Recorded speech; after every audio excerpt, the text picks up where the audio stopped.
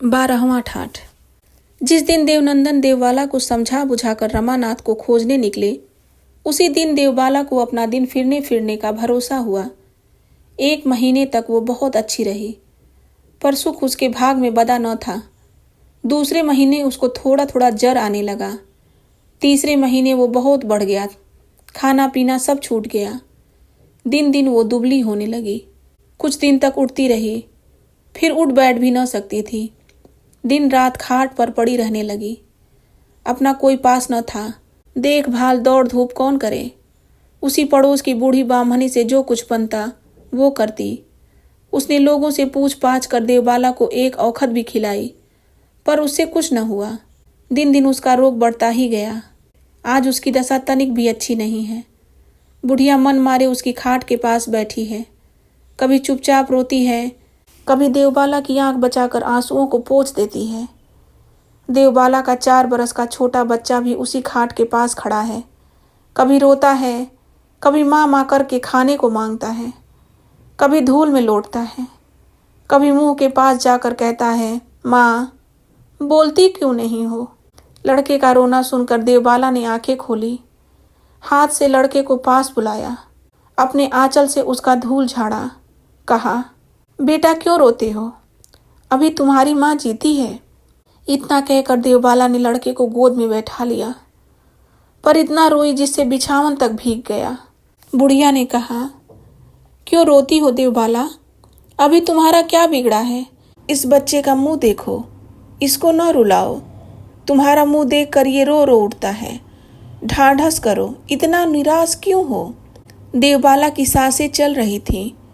बहुत बोला न जाता था, पर उसने जी थाम कर कहा, जी रोने दो, कल मैं रोने न आऊँगी।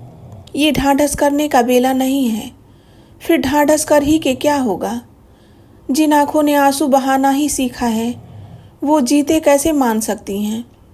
ये बच्चा रोता है, ये नहीं देखा जाता है। लड़के का आंसू पोंछ कर और उसका मुंह चूम कर देवबाला ने कहा, यह कभी नहीं देखा जाता है। कलेजा फटता है। मरने के दुख से भी यह दुख भारी जान पड़ता है, पर इसको तो अभी बहुत दिन रोना है। आज मैं इसका धूल झाड़ती हूँ, मुंह चूमती हूँ, इसको रोते देख कर दुखिया बनती हूँ। हाय, कल इसका धूल कौन झाड़ेगा, कौन इसका मुंह चूमेगा, कौन इसको रोते देख कर कलेजा पकड़ेगा। कल ये किसको माँ कहेगा, कौन इसके मुंह को सूखा न देख सकेगी। भूख लगने पर जब वो रोवेगा, प्यास से जब इसका मुंह को मिलावेगा, तब कौन इसको छाती से लगा कर कहेगी, बेटा मत रो मेरे लाल, मत रो। देखो ये कलेऊ है, इसको खाओ। ये पानी तुम्हारे लिए लाई हूँ, इसको पियो। कल ये बाल खोले मुंह बिचकाए रोता फिरेगा। धूल में भरा, भूखा प्यासा गलियों में ठोकरे खाता रहेगा। कभी माँ माँ करके कल्पेगा, कभी एक टुकड़े रोटी के लिए, एक मुट्ठी अन्न के लिए तरसेगा। सूखे मुंह पछाड़ खा खा कर धरती पर गिरेगा। उस घड़ी इसकी कौन गत होगी, कौन इसकी सूरत करेगा। मुझ भिखारिनी से जन्मा जानकर लोग इससे घिन करेंगे, पास न फटकने देंगे। उस घड़ी ये 4 बरस का लड़का किसका मुंह देख कर जिएगा। जी लो, तुम्हारे गोद में मैं इसको देती हूँ। तुम ही इस दुखिया बच्चे को संभाल सकती हो। तुम्हारे बिना और कोई मुझको अपना नहीं जान पड़ता है। तुमने आज तक मुझको संभाला है, अब इस बच्चे को संभालना। ये बच्चा तुम्हारा ही है। इतना कहते कहते देवबाला की आंखें फिर मूंद गई। फिर वह अबोले हो गई। कुछ घड़ी पीछे कहा, पानी। बुढ़िया ने थोड़ा पानी पिला दिया। अब की बार उसकी आंखें फिर खुली। उसने चारों ओर देखा, कहा, जी एक बात और जी में रही जाती है। क्या अब उनको न देख सकूंगी। इस घड़ी जो उनको एक बार देख पाती तो सब दिन का दुख भूल जाती, मरने का दुख भी भूल जाती।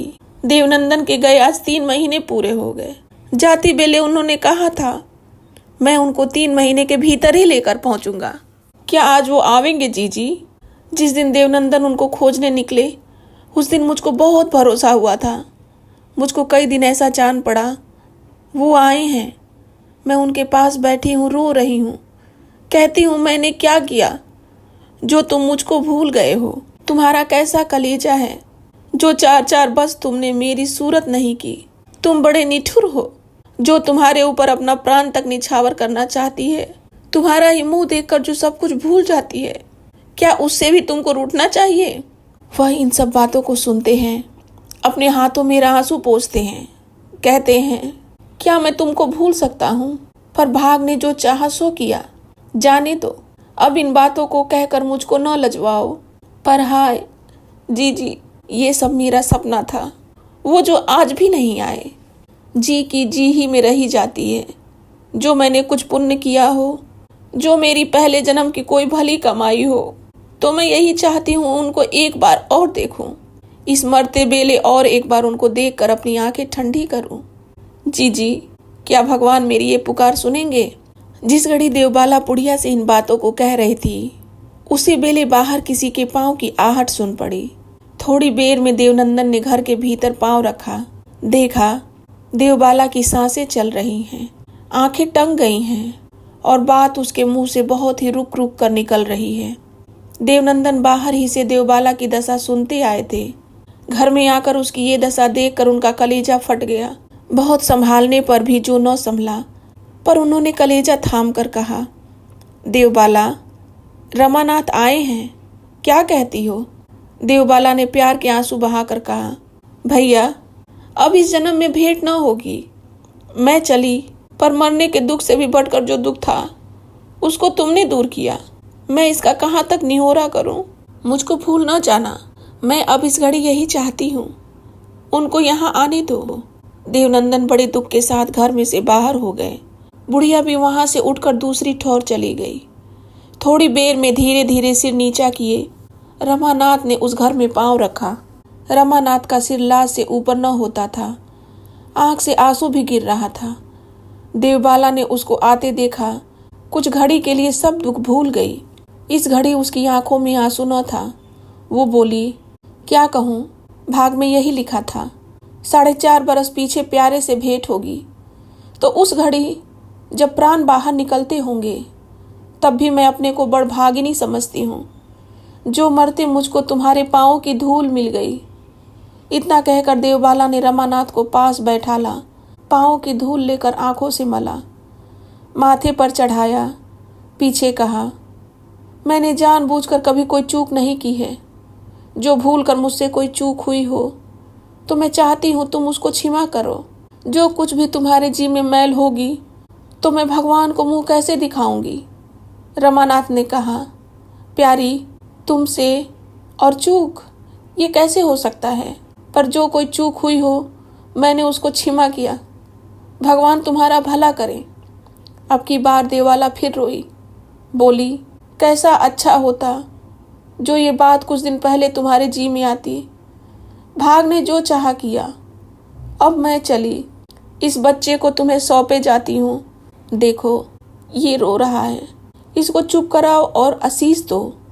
मैं जन्म जन्म तुम्हारे चरणों की दासी होकर जन्मूं, पर ऐसा दुख किसी जन्म में न पाऊं जैसा इस जन्म में मिला है। रमानाथ ने रोते रोते देखा। इतना कहते कहते देवबाला की आंखें अचानक मूंद गईं और देखते ही देखते प्राण उसके दुखिया देह से बाहर हो गया। 13वां और अंतिम ठाठ। सूरज वैसा ही चमकता है, बयार वैसी ही चल रही है, धूप वैसी ही उजली है, रुख वैसे ही अपनी ठौरें खड़े हैं, उनकी हरियाली वैसी ही है, बयार लगने पर उनके पत्ते वैसे ही धीरे धीरे हिलते हैं, चिड़िया वैसी ही बोल रही हैं, रात में चांद वैसा ही निकला, धरती पर चांदनी वैसी ही छिटकी, तारे वैसे ही खिले, सब कुछ वैसा ही है। जान पड़ता है देवबाला मरी नहीं। धरती सब वैसी ही है, पर देवबाला मर गई। धरती के लिए देवबाला का मरना जीना दोनों एक सा है। धरती क्या, गांव में चहल पहल वैसी ही है, हंसना बोलना गाना बजाना उठना बैठना खाना पीना आना जाना सब वैसा ही है। देवबाला के मरने से कुछ घड़ी के लिए दो एक जन का कलेजा कुछ दुखा था, पर अब उनको देवबाला की सूरत तक नहीं है। वो भी देवबाला को भूल गए।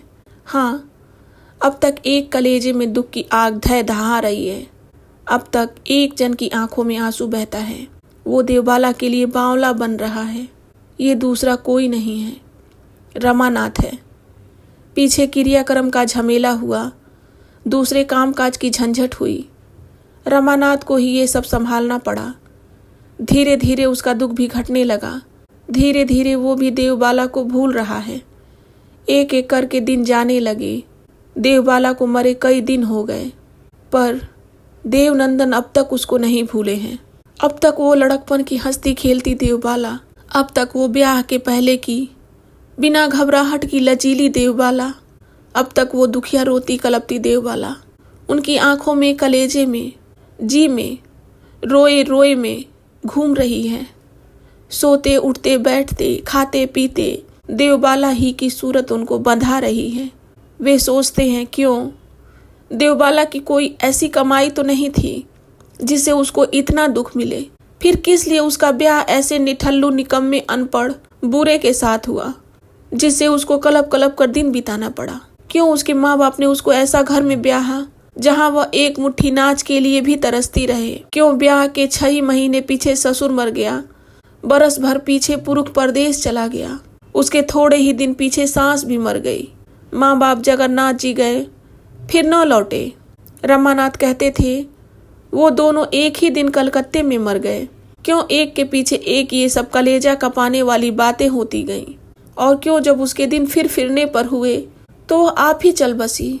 क्यों जो इस धरती पर डर कर चलता है वही मुंह के बल गिरता है?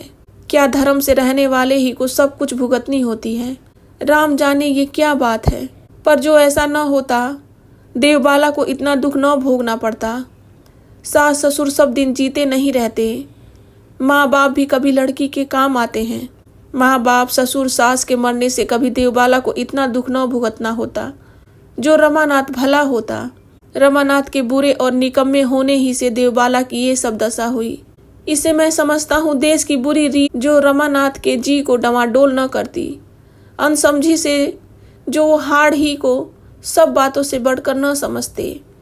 झूठे घमंडों के बस उतर कर ब्याह करके लोगों से हंसे जाने का जो उनको डर न होता तो वह हट न करते, और जो हट न करते तो रमानाथ जैसे क्रूर के साथ देवबाला का ब्याह न होता, और जो रमानाथ के साथ देवबाला का ब्याह न होता तो कभी देवबाला जैसी भली तिरिया की ये दशा न होती। देश की बुरी रीतियों, झूठे घमंडों से कितने फूल जो ऐसे ही बिना बेले कुमिला जाते हैं, कितनी लहलही बेलियां जो नुचकर सूख कर धूल में मिल जाती हैं, नहीं कहा जा सकता। राम, क्या तुम यही चाहते हो? ये देश बुरी रीतियों के बस ऐसे ही दिन मिट्टी में मिलता रहे? इतना कहकर देवनंदन फिर सोचने लगा, जब मैंने जग से सब नाता तोड़ लिया, जी के उचाट से घर द्वार छोड़कर साधु हो गया, अपना ब्याह तक नहीं किया, एक कौड़ी भी अपने पास नहीं रखता, काम लगने पर दूसरे का दुख छुड़ाने के लिए 200-400 अपने भाई से लेता था, अब वो भी नहीं लेता। उसी को समझा दिया, मेरे बांट के रुपए से दीन दुखियों का भला करते रहना।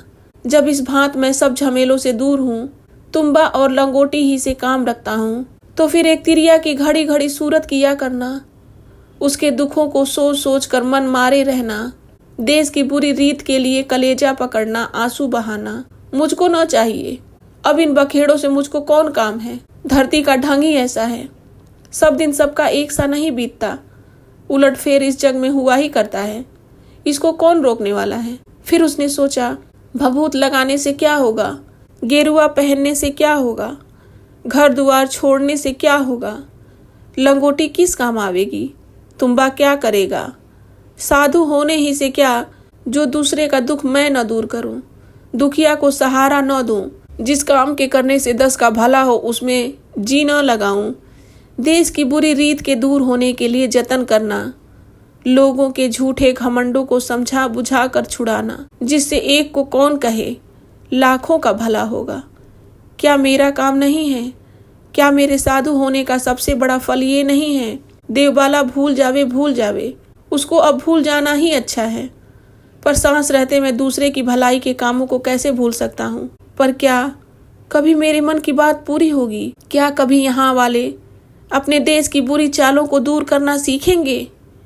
क्या दूसरों की भलाई का रंग यहाँ वालों पर चढ़ सकता है? क्या हट छोड़कर इस देश के लोग बातों के करने में जी लगा सकते हैं? क्या जतन करने से कुछ होगा?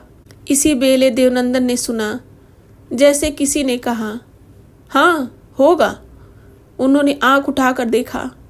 आकाश से एक जोत सामने उतरती चली आती है और उसी में बैठा जैसे कोई कह रहा है, हाँ होगा। देवनंदन थिर होकर उसको देखने लगे। उसी में से फिर ये बात सुन पड़ी, क्यों मुझको तुम जानते हो? मेरा नाम आशा है। मेरे बिना धरती का कोई काम नहीं चल सकता। मैं तुमको बतलाती हूँ, जतन करो। जतन करने से सब कुछ होगा। देवनंदन ने बहुत विनती के साथ कहा, कब तक होगा माँ? फिर बात सुनने में आई, जतन करने वाले को कब तक की बात मुंह पर न लानी चाहिए।